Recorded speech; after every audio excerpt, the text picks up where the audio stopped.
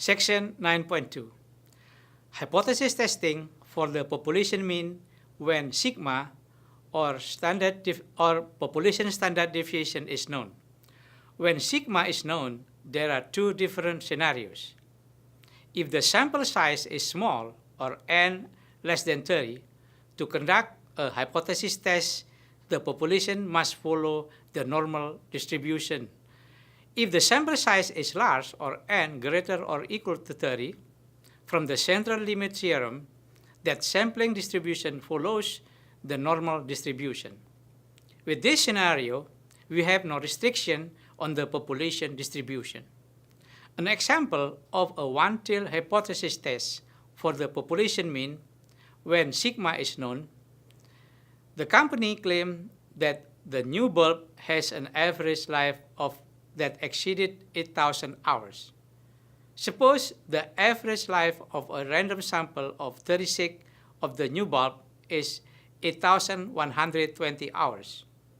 Assume that the sigma or population standard deviation for the life of bulb is 500 hours. The following 7 steps describe hypothesis testing procedure. Step 1. Identify the null and alternative hypothesis. Null hypothesis, mu less than or equal 8,000 hours. Alternative hypothesis, mu greater than 8,000 hours. Step 2. Set a value for the significant level, or alpha. We will set alpha equal to 5%, which is a common value used in hypothesis testing. Step 3. Determine the appropriate critical value. Because the sigma of population is known, the z-score is the appropriate choice for critical value to use in this case.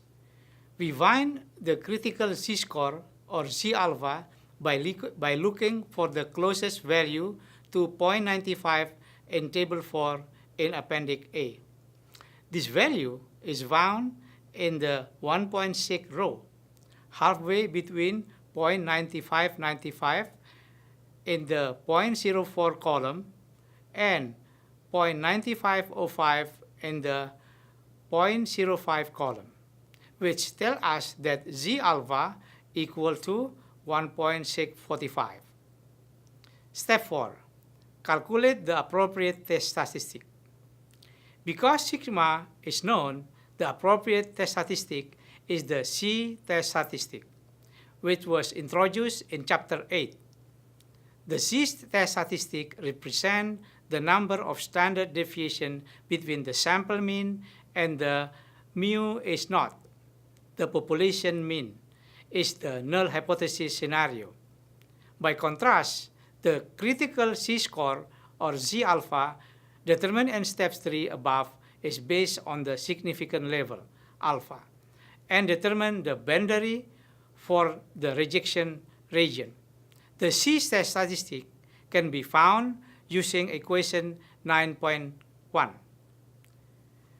Cx bar equal to x bar minus mu is not divided by sigma divided by square root of n, where Cx bar equal the z-test statistic.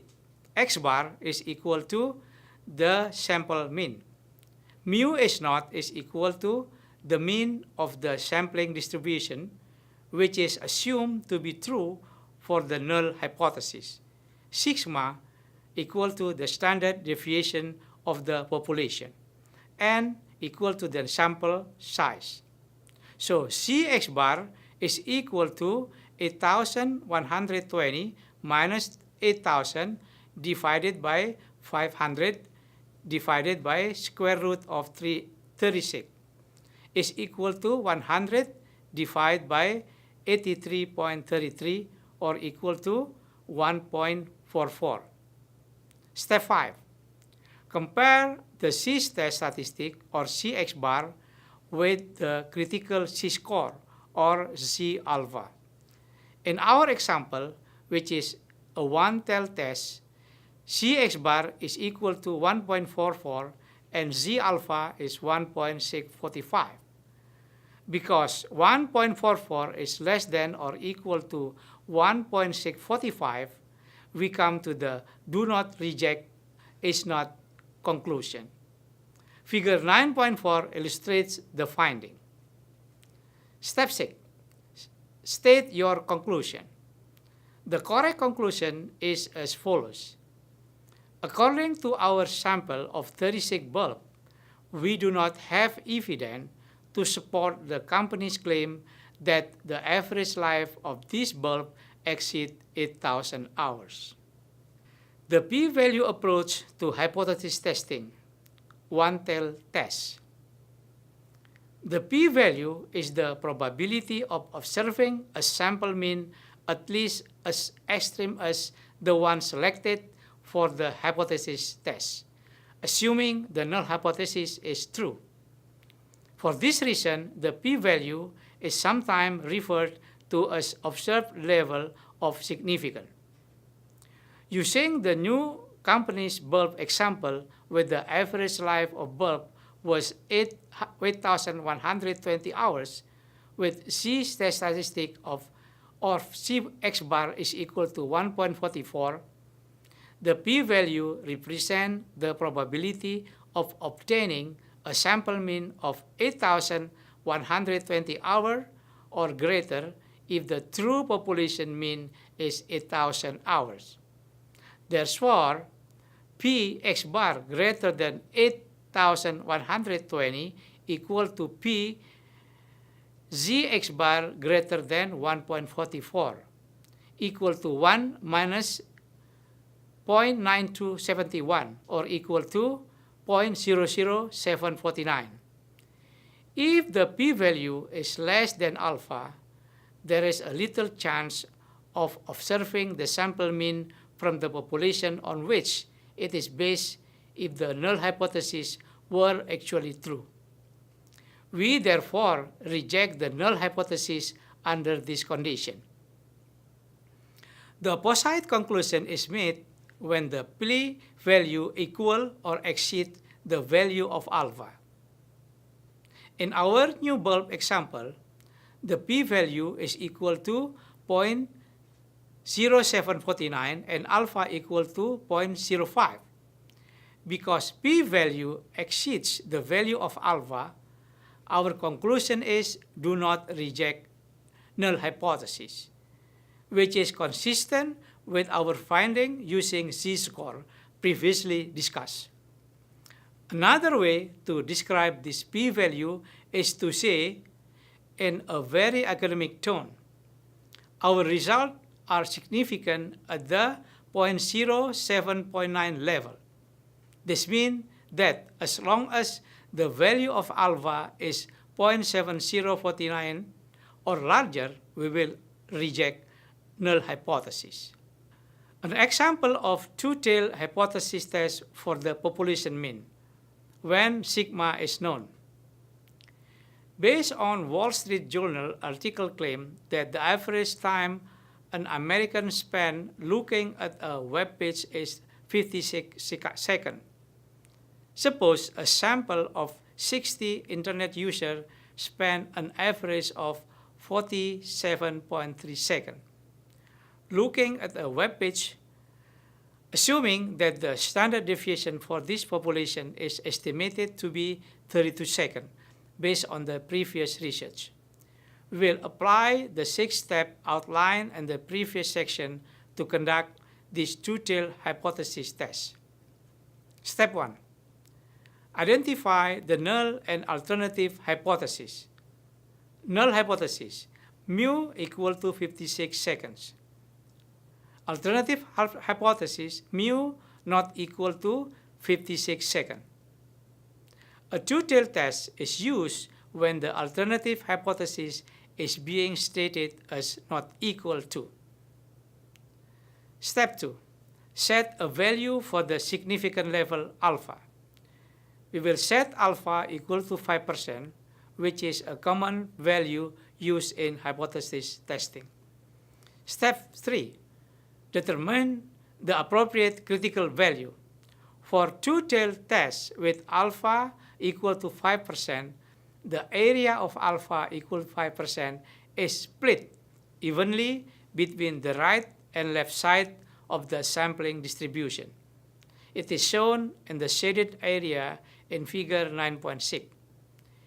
Because we are splitting the area for alpha into two equal parts, we will refer to the corresponding critical z-score as alpha divided by 2. Therefore, each rejection in this figure has as area equal to 5% divided by 2 equal to 2.5%.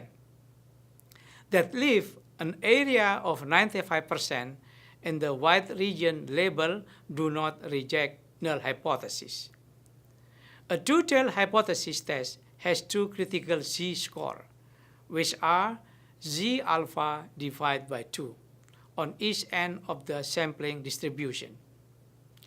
By looking for the closest value to 2.5% in the table 3 from Appendix A, we will find 2.5% in the minus 1.9 row and 0.6 column, which tell us that z alpha divided by 2 equal to minus 1.96 on the left of the distribution. Because the sampling distribution is symmetrical, the z-score on the right of the distribution also equal to 1.96. See figure 9.5. Step 4. Calculate the appropriate test statistic. We are using equation 9.1. Cx bar is equal to x bar minus mu h naught divided by sigma divided by square root of n.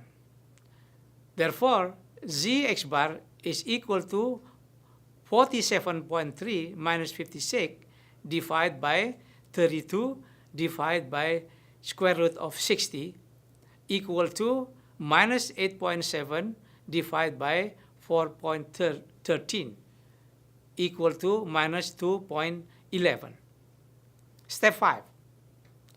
Compare the z-test statistic or Zx bar with the critical z-score or z alpha divided by 2.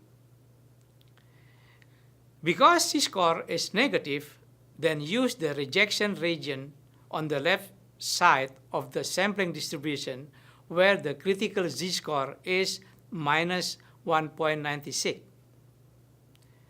Taking the absolute value of each, we have absolute value of Cx bar equal to 2.11, which is greater than absolute value of C alpha divided by 2 equal to 1.96. According to table 9.3, we reject the null hypothesis. Figure 9.7 illustrates the finding. Step 6. State your conclusion.